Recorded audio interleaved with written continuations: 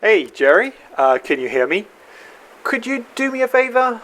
I was supposed to do the maintenance of one of our old Medusa escape pod, but I'm stuck in the engine room fixing our damn reactor. Could you leave your cleaning trolley for a minute and help me out? Just get inside the pod. You can't miss it, you're right next to it. This pod is a piece of junk, not worth any maintenance, but I don't make the rules. Anyway, I was supposed to reassemble the oxygen system. Could you do it for me? It's pretty straightforward. Could you locate the oxygen system and open it? Yup, this is the one. As you can see, it's empty. All the components are behind you on the workbench. Just grab a couple so we can get started.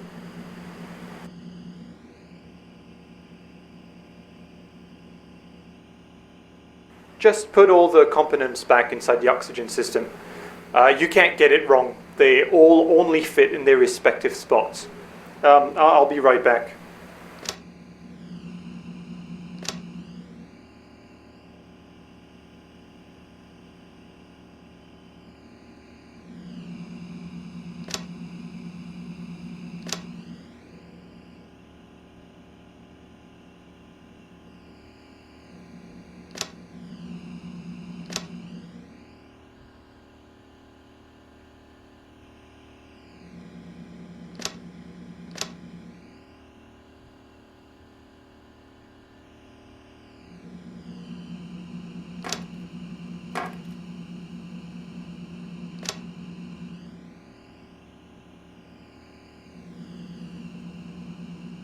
Jerry?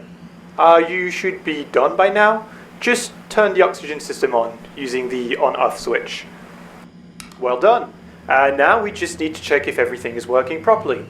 Could you look at the monitor and switch to the error codes channel? Perfect. Now as you can see, the oxygen bottle inside the system is empty. Could you swap it with the oxygen bottle located in the recycling station?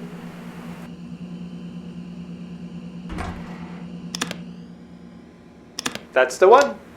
The recycling station converts carbon dioxide into oxygen. Pretty useful, eh? Anyway, just replace the empty bottle with this full one and we'll be done. Alright, we're done. Thank you, Jerry. You can go back to your cleaning trolley. Wait, damn it, are you still there? I'm detecting a leak. You might have to climb a bit. You can grab a handle with your free hand. Once you get closer to the leak, just aim at it and use the leak feeler to close it. Well done. I'm not detecting any leak anymore. We're all good. Thanks for your help. Anyway, I gotta go. This damn reactor is driving me crazy.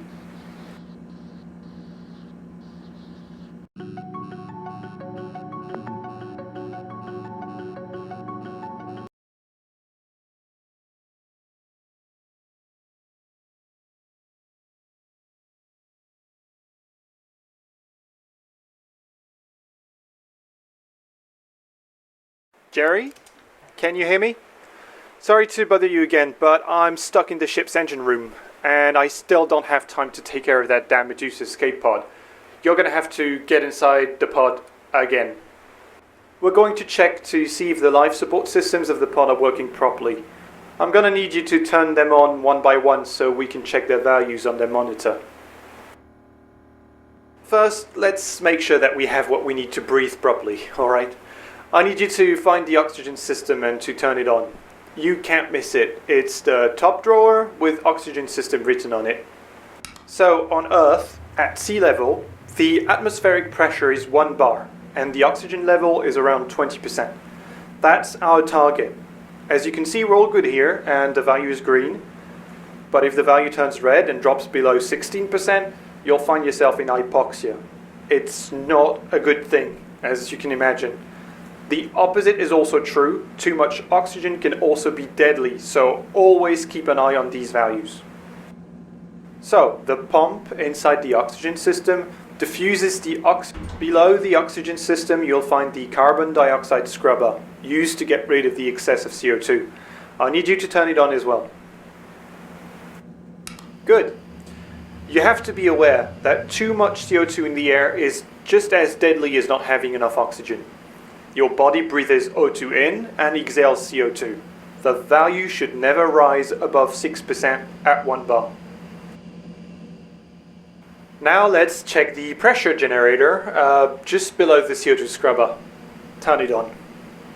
So this system is here to maintain the atmospheric pressure at 1 bar by releasing or capturing nitrogen in the air. The pod cannot sustain more than 1.7 bar, so be careful with too high pressures. It's also important to remember that the required oxygen levels and the lethal levels of CO2 vary depending on pressure. Alright, we're good for the atmospheric systems. Now let's turn the temperature system on. It must be getting quite cold in here. You know, space is cold, but there is nothing there to efficiently transfer heat. I mean, sure, without heating you'll eventually freeze to death, but in a pod like this one, equipped with a hot atomic pile, you need some way to stay cool if you don't want to be cooked. The temperature system uses power to produce heat and liquid nitrogen to cool the air. I can tell you that cooling the air is very important when you're running the atomic pile at full power. Alright, you should be feeling warmer now. Everything looks to be in order. Thanks for your help. You can go back to your work. And I have my own work to do to make sure our ship's reactor doesn't cook us all in the next few hours. See ya.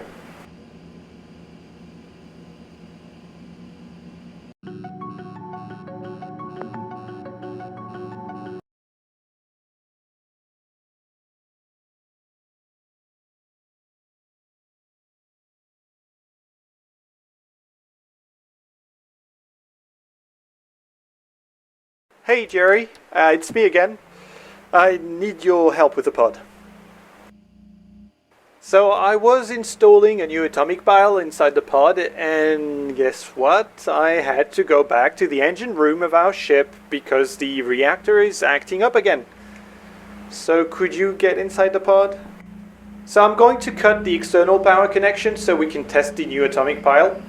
It's going to get dark in here, but don't worry, we'll bring life back to that old tin can, alright? Alright, I need you to find the main reactor. It's located on the ceiling above the gravity generator. I need you to open it.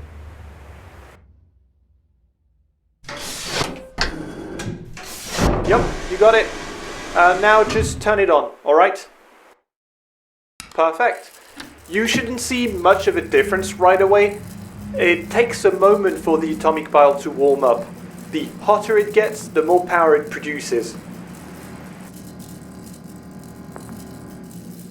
Do you see the ammeter below the generator?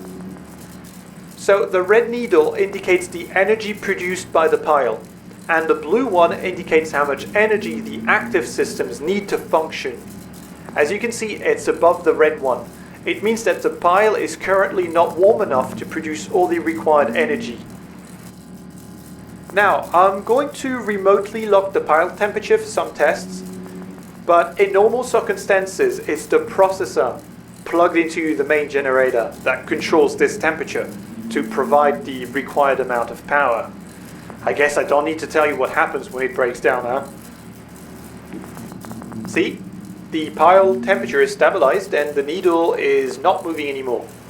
Could you turn the main computer on so I can look at the system status? Damn it, I've locked the temperature too soon. And there isn't enough power. Could you turn other systems off so we can save enough power to turn the main computer back on? Just keep an eye on the needles. You need to align them.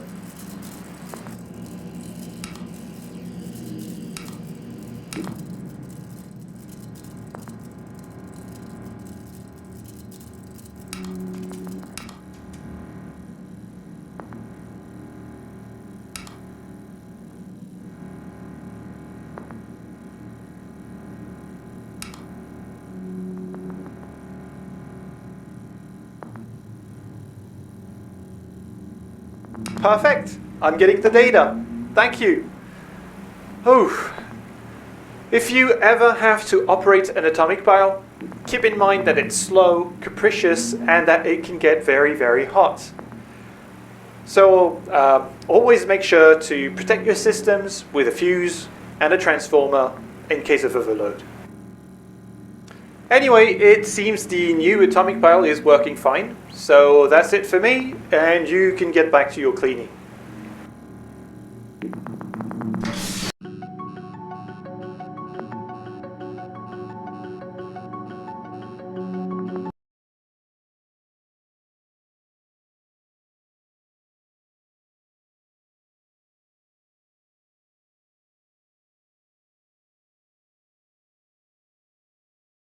Hey Jerry, I know, this is the last time, I swear.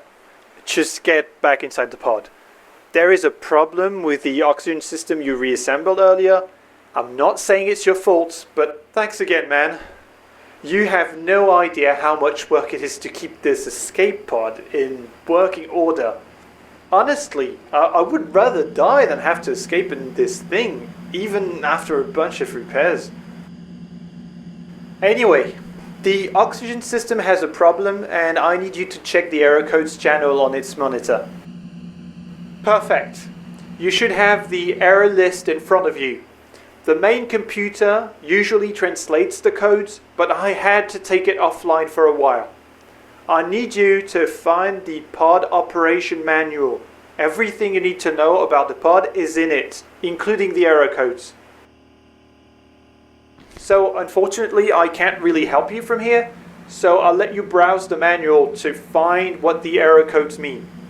I'll let you grab the defective component once you figure out which one it is. Oh, and do not forget to turn the system off before touching anything, alright?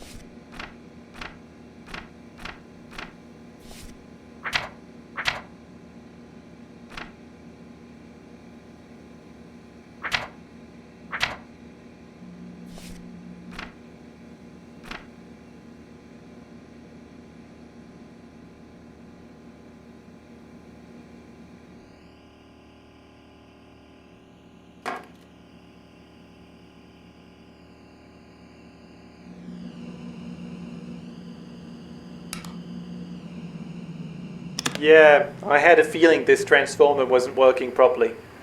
I need you to use the repair station to fix it. Put the transformer inside it and it will tell you how many spare parts are needed for repairs. Do you see the numbers on the repair station? So the top screen indicates how many spare parts are required to fix the components, and the bottom one how many you currently have. So we don't have enough. We need to dismantle something else to get more spare parts. Just take the transformer out of the repair station. Alright, so let's dismantle a component we don't need. I think I left a monitor on the workbench. Put it inside the repair station, close the door, and press the dismantle button. Well done. You now have enough spare parts to fix the transformer. You can throw the monitor away, it's dead now anyway. Just put the transformer inside the repair station and press repair.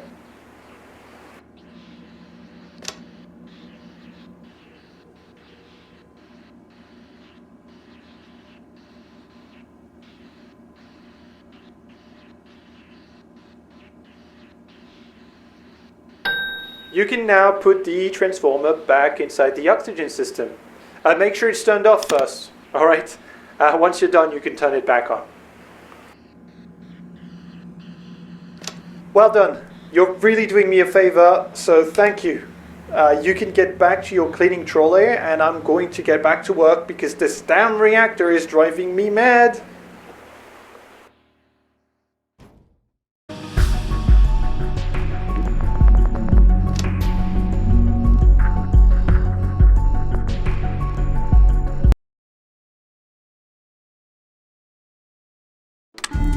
Warning. Reactor meltdown imminent. Evacuate to the nearest escape pod immediately. This is not a drill. Warning. Reactor meltdown imminent. Evacuate to the nearest escape pod immediately. This is not a drill. Warning. Reactor meltdown imminent.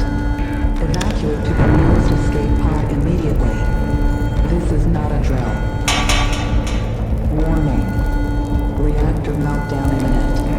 Evacuate to the nearest escape pod immediately. This is not a drill. Warning. Reactor meltdown imminent. Evacuate to the nearest escape pod immediately. This is not a drill.